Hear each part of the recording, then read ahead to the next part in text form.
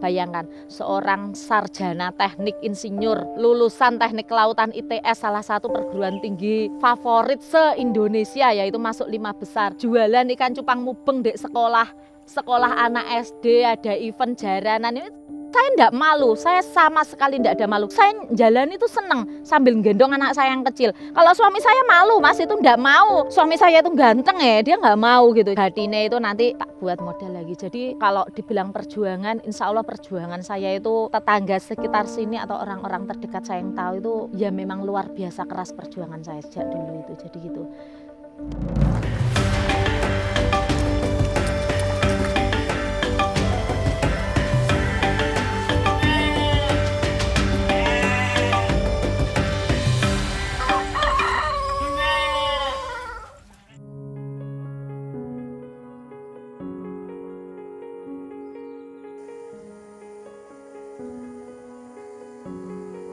Perikanan yang saya usahakan itu pada awalnya adalah ikan cupang. Sampai sekarang sudah 14,5 tahun ya, hampir 15 tahun usaha saya ikan cupang. Ketika saya melihat potensi pasar cupang itu semakin menurun, saya mulai merambah ke pembenihan gurami.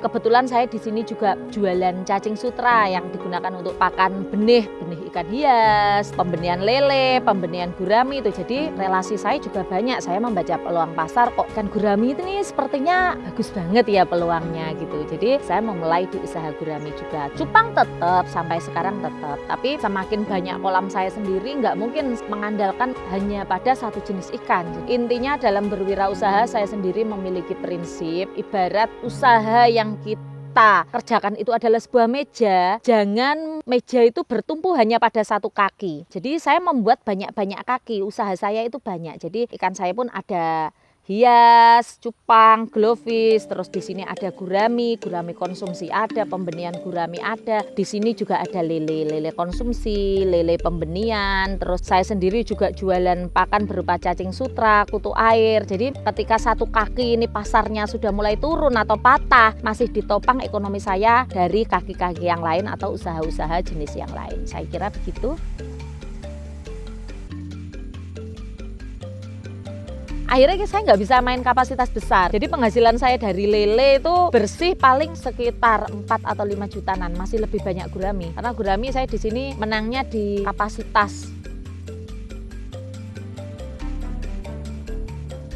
Kendala di perikanan, kalau di hias itu pertama pasar, kedua itu penyakit. Kalau pasar kita tidak bisa menanggulangi ya, sebuah siklus naik turunnya grafik pasar itu tergantung masa tarik dan masa jenuhnya konsumen. Kalau gurami itu kendalanya pasar juga naik turun itu tetap nggak bisa kita hindari. Kedua itu ikan sakit atau ikan sehat, biasanya disebabkan oleh cuaca. Kalau gurami itu khusus pembenihan itu sukanya air bersih. Misalnya saya kemarin nebar itu 40.000 ekor telur, begitu panen zret cuma dapat 10.500 ekor ikan. Nah terus yang lain kemana? Yang lain kemana itu ngampas, jadi mati gitu loh Mas. Itu penyebabnya itu saya telat mindah ikan atau ganti airnya itu telat. Tapi kalau gurami itu sebenarnya ikan yang sangat lebih mudah dibanding lele atau cupang. Yang penting itu kita cuma airnya itu dipantau sekitarannya sudah mulai hijau atau mengental itu diganti. Kalau lele itu kendalanya itu banyak. Lele itu sulit kalau menurut saya, apalagi lele pembenihan serius. Yang menyebabkan sulit itu apa?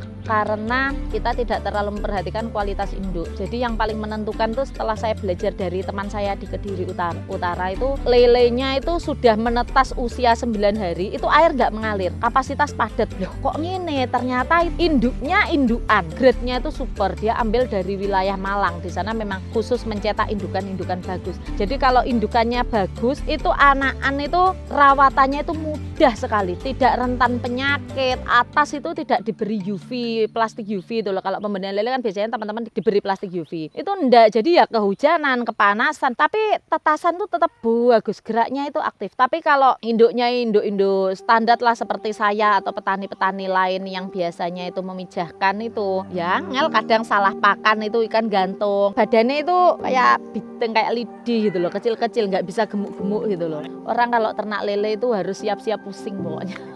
Jadi gitu.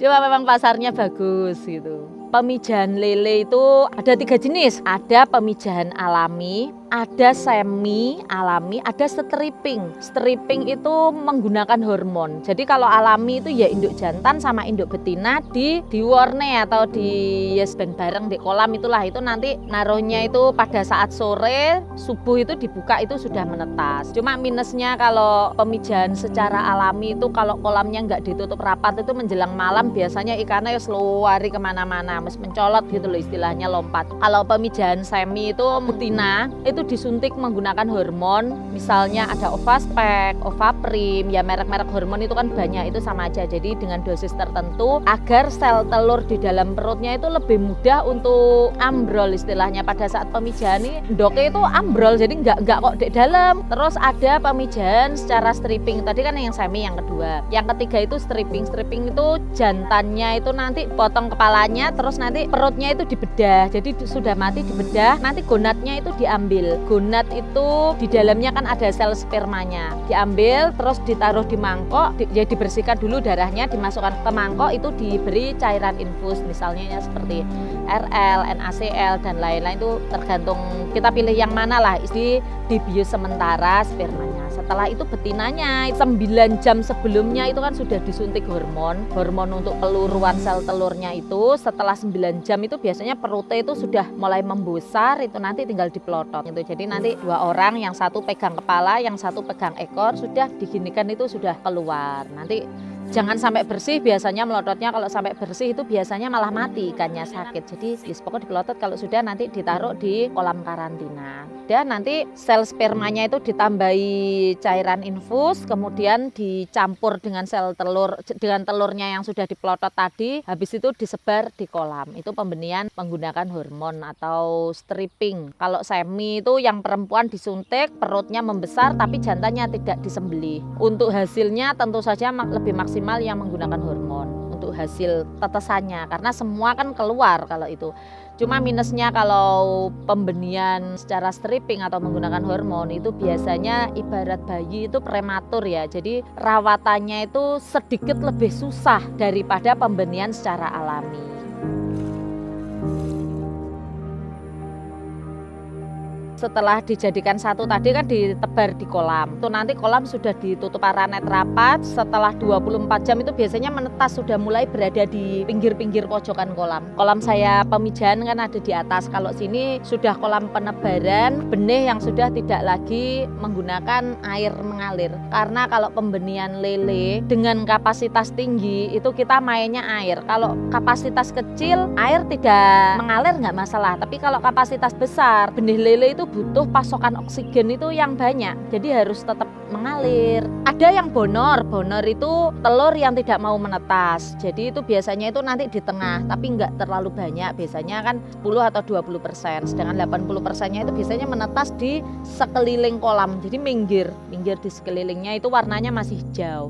Nanti kalau sudah 24 jam berikutnya itu sudah mulai hitam. Kalau saya lebih suka pakan awal itu kutir. Biasanya kalau petani-petani lama itu langsung menggunakan cacing sutra ya. Tapi kalau sekarang itu sudah orang-orang mulai sadar bahwa lele yang menetas di usia baru 1 hari itu nggak bisa dikasih langsung pakan cacing. Soalnya kan saluran pencernaannya juga masih rendah lah ya pencernaannya itu. Jadi menggunakan kutu air itu. Kutu air 2 hari gitu terus ganti cacing. Sudah cacing sutra. Cacing sutra biasanya aku 5 atau 7 hari, setelah itu langsung pakai pakan pelet. Usia jual itu sebenarnya itu tergantung petaninya ya Mas. Nanti bisa dijual ukur 1, 2, 3, 4, 5 wes macam-macam, terserah. Jadi semua ada permintaan memang. Kadang ada petani itu yang dia nggak punya stok induk, jadi nggak bisa nyetriping atau memijahkan, dia langsung beli ukur 1.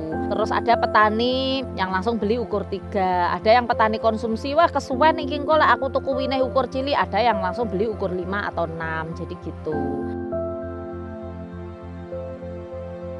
Untuk penghasilan saya dari cupang dan glowfish itu per bulan biasanya sekitar 2-3 jutaan. Itu keuntungan bersih. Kalau dari gurami itu saya lumayan. Dari gurami itu sekitar 5 atau 7. Nah, kalau lele itu yang banyak. Sebenarnya lele itu misalnya di tempat saya ini saluran pembuangan airnya bagus ya, langsung dari sungai. Itu saya bisa main kapasitas besar. Kolam saya ini banyak Mas memang. Tapi kolam saya ini dibangun dari awal itu untuk ikan hias dan ikan gurami, tidak disetting untuk pembenihan lele. Saya di sini kebetulan sudah tidak menggunakan karyawan. Karena kalau menggunakan karyawan tuh saya orangnya perfeksionis gitu. Jadi kalau karyawan cuma bersih-bersih saja atau apa mungkin saya bisa sendirilah. Tapi kalau orang nangani ikan itu tidak dari hati, tidak bidangnya, itu malah gak kuaro-karoan. Suami itu bagian perawatan. Kalau pagi itu sudah mulai gerojoki kolam-kolam, pompa air dinyalakan. Saya kalau pagi itu jualan pakan dan penyediaan pakan ikan gitu. Setelah itu saya selesai, terus saya juga bagian pemasaran. Suami saya dulu kerja di pabrik gula di salah satu PTPN di Kediri, pabrik gula. Habis itu suami saya kebetulan waktu itu ada PHK secara massal dan suami saya itu kena juga gitu. Saya waktu awal suami saya kena PHK itu sempat stres loh Mas, ngedon beneran. Itu saya dalam 3 hari itu nggak bisa senyum, nggak bisa nangis, nggak bisa sedih. Kayak orang itu ngangkleng gini, ya Allah kayak kingko mangan opo, aku kadung kerjaanku nek Surabaya mbiyen tak tinggal. Istilah saya kan dulu pernah kerja di pabrik galangan kapal di Surabaya, itu 3 bulan saya tinggal. Akhirnya saya memulai usaha ikan hias. Saya dulu nggak kok langsung begini modal banyak, enggak. Jadi dari gaji suami saya itu kan tetap saya ada tabungan sedikit. Ikan hias itu 1 kolam terpal jelek diisi ikan 5.000. Habis itu jualnya sama bakul diutang, bayare ya uang, ngentekne sikil, nambah 1 kolam. Jadi saya memperbesar usahanya seperti itu. Jadi kok misalnya hasil saya panen bersih itu dapat 1 juta. Itu paling yang saya buat untuk kebutuhan pribadi itu cuma 200.000. Jadi yang 800.000 itu memperbesar usaha. Sampai sekarang prinsip saya tetap seperti itu. Itu biasanya kalau untuk para pengusaha sudah mulai menengah ke atas itu nanti ada masa kesel Mas. Jadi kerja terus dapat uang terus itu terkadang kita mengalami masa itu tidak bahagia. Kesel. Jadi dapat uang banyak itu kesel, panenan banyak kesel, lancar kesel, terus jatuh pun itu loh ya kesel. Jadi penyeimbangnya apa? Tetap kedekatan kita pada Allah. Jenuh loh Mas, aku kerja terus niku kesel, pengen leren atau pekerja jenis lain, jenuh gitu loh, ingin ngembang ke yang lain padahal iki ya wis lancar gitu. Jadi mengalami masa itu berarti butuh support rohani lah istilahnya, sebenarnya spiritual dengan Allah. Jadi jual ikan hias keliling loh saya dulu. Sepeda motor saya kan Mio hijau. Oleh suami itu belakang itu dibuatkan tatanan tempat itu. Bayangkan seorang sarjana teknik insinyur lulusan teknik kelautan ITS, salah satu perguruan tinggi favorit se-Indonesia, yaitu masuk 5 besar. Jualan ikan cupang mubeng di sekolah anak SD, ada event jaranan. Ini saya enggak malu, saya sama sekali enggak ada malu. Saya jalan itu seneng sambil gendong anak saya yang kecil. Kalau suami saya malu Mas, itu enggak mau. Suami saya itu ganteng ya, dia enggak mau gitu. Hatinya itu nanti tak buat modal lagi. Jadi kalau dibilang perjuangan, insya Allah perjuangan saya itu tetangga sekitar sini atau orang-orang terdekat saya yang tahu itu ya memang luar biasa keras perjuangan saya sejak dulu itu. Jadi gitu. Teman-teman yang ingin bergerak di bidang perikanan, misal pembenihan gurami, pembenihan lele, atau juga perikanan ikan hias, misal ingin pesan bibit yang berkualitas, yang grade, yang amanah, insya Allah Mahesa Beta siap digandeng lah istilah pesan benih ke sini. Kediri Selatan Ngadiluwih, kecamatan Ngadiluwih, Desa Seketi. Nomor kontaknya 0851504199. Saya Lintin Alfa, owner dari Mahesa Beta Kediri. Pun ngoten mawon. Dadah, assalamualaikum warahmatullahi wabarakatuh.